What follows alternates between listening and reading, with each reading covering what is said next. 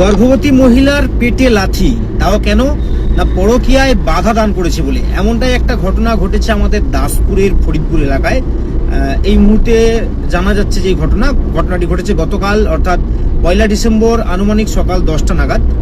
তো সেই মহিলার স্বামী তিনি উকিলের মারফত থানায় অভিযোগ জানিয়েছেন এবং তার অসুস্থ স্ত্রীকে ভর্তি করা আছে এই মুহূর্তে ঘাটাল হাসপাতালে। ভেবে দেখুন তো কতটা লজ্জার বিষয়টা আমাদের। একজন গর্ভবতী মহিলা, যদিও তিনি ভুল করে থাকেন, আমাদের আইন ব্যবস্থা বলে যে গর্ভবতী মহিলাদেরকে মানে গর্ভাবস্থায় যদি শিশু থাকে কোনো, তাহলে সেই সময় মাফ করে দেওয়া হয় সব কিছুই। কিন্তু এই যে নেতা এই ঘটনায় জড়িত, তিনি শাসক দলের নেতা একজন, এবং ওই নেতার বিরুদ্ধে এর আগেও একাধিকবার পরকীয়ার অভিযোগ উঠেছে এবং মানে যেটাকে আমাদের বাংলা কথায় বলে ধরা পড়ে যাওয়া। তারপরে ধরুন আপনার ওই সালিসি সভা, এই ধরনের অনেক ঘটনা ঘটেছে।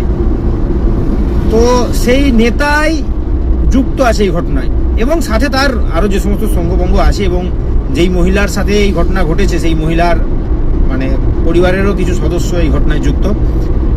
তো আমি একটা জিনিস বলছি, যেটা হচ্ছে যে বর্তমান দিনে এই ধরনের ঘটনাগুলো কি সত্যি সমর্থনযোগ্য? জানি প্রত্যেকটা রাজনৈতিক দল তাদের দলের কর্মীদের পক্ষেই কথা বলবে, কারণ চাইবে, কারণ দলের কর্মী বলো বা নিচু দলের নেতা বলো, প্রত্যেকে বাঁচানোর চেষ্টা করবে। কিন্তু একটু বিচার করে দেখবেন যে সমস্ত শাসক দলের উঁচু পক্ষের নেতারা আছেন, এই বিষয়টায় ওই অভিযুক্ত ব্যক্তিকে মানে হয়তো ভাবছেন যে এর পক্ষে আমরা দাঁড়াবো বা এর পক্ষে কথা বলবো বা বিষয়টাকে একটু চাপা দেওয়ার চেষ্টা করব। তো আপনারা একটু ভেবে দেখবেন যে কাজটাকে আপনারা ঠিক করছেন। পক্ষপাতিত্ব সব জিনিসেই হয়, পক্ষপাতিত্ব এমন কোনো জিনিস নেই যেটাতে পক্ষপাতিত্ব হয়নি, পক্ষপাতিত্ব হয়, অবশ্যই হয়। কিন্তু কিছু কিছু বিষয়ে একটু চারদিক ভালো করে বিচার বিবেচনা করাটা উচিত। যদিও আপনারা রাজনীতির একটা উঁচু উঁচু পদে আছেন, আপনারা আমাদের থেকে ভালো বুঝেন বিষয়টা। আমি শুধু সাধারণ কিছু কথাই বললাম যে দাসপুরের বুকে যদি এই ঘটনা ঘটে, এটা কিন্তু আমাদের দাসপুরবাসীর কাছে একটা লজ্জার ঘটনা। বর্তমানে এখন সেই তৃণমূল নেতা তার বক্তব্য যে সমস্ত অভিযোগ মিথ্যা, তাকে নাকি ফাঁসানোর চেষ্টা চলছে, পরকীয়ায় অন্য কেউ জড়িত, তাকে ফাঁসানোর চেষ্টা চলছে, এমনটা সে বলতে চাইছে। কিন্তু মানে আগের যে রেকর্ড বা পরিসংখ্যান বা তথ্য, সেই হিসেব অনুযায়ী সেই তৃণমূল নেতার বক্তব্যগুলো আমার মনে হয়েছে মিথ্যে। বাকি তো আইনের কাজ আইন করবে, আইন তার পথেই চলবে।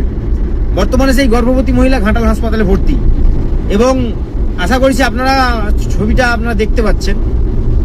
তো এটাতে মানে এই যে ঘটনা, এই ঘটনাটা সত্যি বলার কিছু নেই, কারণ একজন গর্ভবতী মহিলার সাথে যদি এটা হয়, তাহলে যদি সাধারণ কোনো মহিলা হয় বা সাধারণ কোনো মানুষ হয়, তার সাথে যদি নেতার কোনো রকম কোনো ঝামেলা হয়, তাহলে ওই নেতার রিয়াকশনটা কেমন হবে বা কতটা হিংসাত্মক হয়ে উঠবেন তিনি, একবার শুধু কল্পনা করে দেখছেন কি হতে পারে।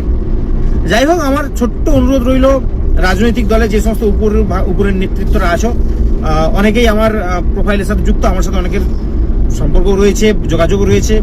তো সেই সুবাদে আমি প্রত্যেককে বলছি যে বিষয়টাকে একটু গুরুত্ব সহকারে আইনানুগ পথে চালনা করার জন্য, যাতে এই ঘটনায় যে যাই ঘটে থাকুক না কেন সেটা বিচার্য বিষয়, বিচার বিবেচনা করে যিনি দোষী বা দোষ করেছে অভিযুক্ত, তাদের যে শাস্তি পাওয়া দরকার সেই শাস্তির ব্যবস্থা আপনারাই কিন্তু করবেন। নমস্কার বন্ধুরা, আপনারা দেখছেন রিপোর্টার বাংলা। ছোট্ট একটা ভিডিও আপনাদের দেখালাম তৃণমূল নেতার কাহিনী। দেখুন, তৃণমূলের যে সকল নেতা রয়েছে এই মুহূর্তে পশ্চিমবঙ্গের, তাদের প্রত্যেকেরই, সে গ্রাম থেকে শুরু করে একদম শহর পর্যন্ত, প্রত্যেকেরই কোনো না কোনো কীর্তিতে তারা ভরপুর। মানে খুন, চুরি, ধর্ষণ এগুলো তো রয়েছে, এখন আবার গর্ভবতী মহিলার পেটে লাথি মারছে। তৃণমূল নেতা দাসপুরের ঘটনা, পশ্চিম মেদিনীপুরের দাসপুর।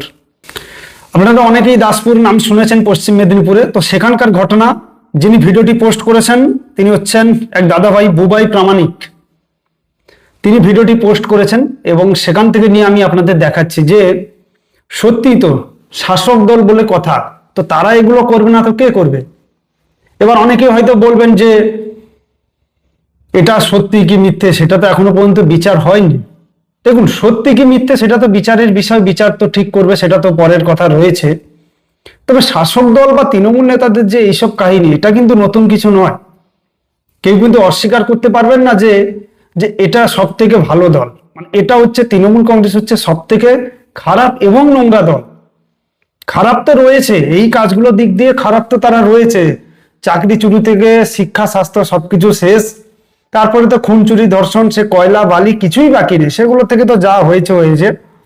বর্তমানে নোংরা কেন বললাম, নোংরা রাজনৈতিক দল তৃণমূল কংগ্রেস কেন বললাম, কয়েকদিন ধরে আপনারা দেখছেন বিরোধী নেতা নেত্রীদের ছবি নিয়ে তৃণমূল কংগ্রেসের নাকি নতুন প্রকল্প, মানে যে প্রকল্প মানুষের কোনো কাজে আসে না, সেই প্রকল্পের নাম যদি আমরা জানি না সেটা প্রকল্প কিনা, তাদের একজন নেতা রিজু দত্ত কয়েকদিন আগে একটা ভিডিও পোস্ট করেছে, সেখানে তিনি বললেন যে অভিষেক বন্দ্যোপাধ্যায়ের প্রকল্প এবং তার নাম হচ্ছে নাকি ডিজিটাল যোদ্ধা। সেই ডিজিটাল যোদ্ধা মানে ডিজিটাল গাধার যে বাহিনী রয়েছে, সেই গাধা বাহিনী কি করছে, বিরোধী নেতা নেত্রীদের ছবি নিয়ে সোশ্যাল মিডিয়ায় পোস্ট করছে, আবার এআই দিয়ে বানিয়ে, মানে শুধু ছবি যে ফেসবুক থেকে পেয়েছে বা ইনস্টাগ্রাম থেকে ডাইরেক্ট তারা পোস্ট করছে তা নয়, ছবি নিয়ে এআই দিয়ে খারাপ ছবি বানিয়ে বিভিন্ন সংবাদ মাধ্যমের লোগো ব্যবহার করে সোশ্যাল মিডিয়ায় পোস্ট করছে। এটাই হচ্ছে তৃণমূল কংগ্রেস।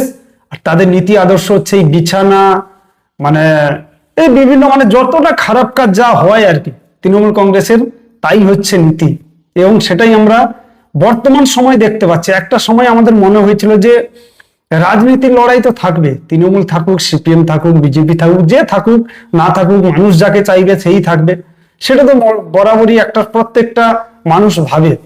কিন্তু রাজনৈতিক চরিত্র বাদেও যদি তৃণমূলের আর একটা চরিত্র দেখা যায়, সেটা হচ্ছে এই নোংরামি চরিত্র, যেটার জন্য এরা কি করে সব সময় বিরোধী নেতা নেত্রীদের ছবি নিয়ে এআই দিয়ে খারাপ ছবি বানিয়ে সোশ্যাল মিডিয়ায় পোস্ট করছে। কত বড় অশিক্ষিত হলে মানুষ, বা কত বড় মূর্খ হলে এবং কত বড় ছ্যাঁচড়া হলে মানুষ এরকম করতে পারে সেটা আপনারা কল্পনা করতে পারবেন না। যাই হোক, শাসক দলের নেতা তিনি কতটা দোষী সেটা তো বিচারের বিষয়, তবে ভিডিওটা রিসেন্ট আমি পেলাম তাই আপনাদেরকে দিলাম। যদি আপনাদের কিছু বলার থাকে অবশ্যই কমেন্ট করে বলবেন। সবাই ভালো থাকবেন, সুস্থ থাকবেন।